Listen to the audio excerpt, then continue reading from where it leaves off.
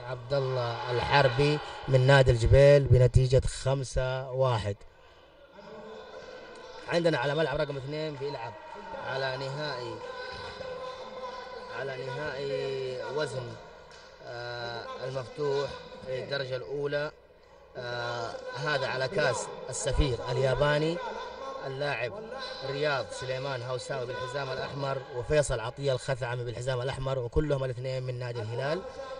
طبعا هذا الوزن المفتوح تتكفل به السفارة اليابانية بالجوائز، وهذا على كاس السفير الياباني.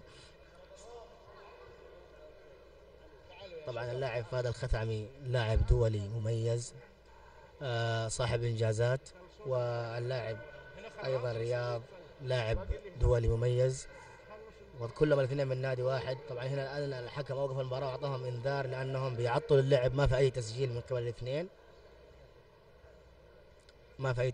الاثنين، النتيجه حتى الان طبعا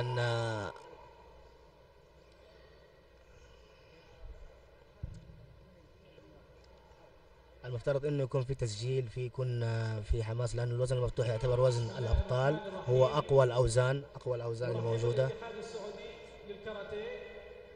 بضيوفه الكرام سعادة رئيس الاتحاد الدولي للكاراتيه، هذا رئيس الاتحاد الياباني ظهر معك على الشاشة، اسبينوس، رئيس الاتحاد الياباني، وسعادة سفير دولة اليابان لدى المملكة السيد بجانبه رئيس الاتحاد الاماراتي، وسعادة اللواء ناصر بن عبد الرزاق مرزوقي حسين الحمود نائب رئيس الاتحاد الدولي السابق، ويظهر معك على الشاشة رئيس الاتحاد السعودي للكاراتيه وسعادة الأستاذ البشير شريف نائب رئيس الاتحاد الدولي للكاراتيه، وسعادة الأستاذ فخر الدين بن عبد المجيد عضو اتحاد الإمارات للكاراتيه، والسيد رافائيل أعضاء مجلس إدارة الاتحاد السعودي للكاراتيه، رئيس لجنة الحكام بالاتحاد الدولي. نرجع مرة ثانية للمباراة للكاراتيه وكافة أعضاء مجلس إدارة الاتحاد السعودي فهد عطية. للكاراتيه. هنا في إيقاف من الحكم عمر المطر الحكم الدولي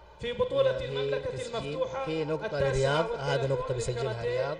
طبعا هذا تسجيل ثاني ممتاز، تسجيل ثاني بيخطف نقطة ممتازة رياض هوساوي، وهذه النقطة الثانية بيحصل عليها رياض. هنا في نقطة ثالثة أيضا، هذه ثالث نقطة بيحصل عليها رياض في وسط خمول أو غفلة من فهد الخثعمي. هنا الهدوء، هنا في تسجيل ممتاز أيضا، نقطة رابعة بيحصل عليها رياض، 4 نقاط. طبعا المباراة بدأت من أول، ما ندري النتيجة كم، لكن اللي واصل عندنا حتى الآن 4 للأحمر رياض هوساوي، وهذه أول نقطة بيحصل عليها فهد الخثعمي. 4-1. هنا في نقطة ممتازة بيسجلها رياض،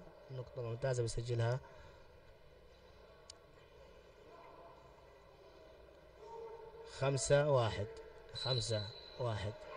في تسجيل أيضا من رياض.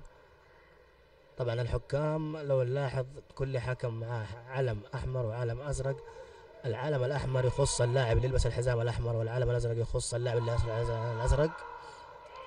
هنا في صحوة من فهد الخثعمي ومحاولة تسجيل، ولكن الظاهر أنه متأخر عن رياض متقدم.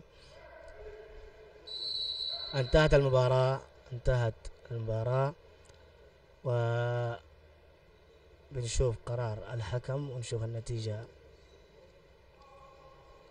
بيفوز رياض، فعلا رياض كان متقدم على فهد طبعا مرهق جدا لأنه لعب وزنه والوزن المفتوح ولعب في القتال الجماعي، فيكون في إرهاق.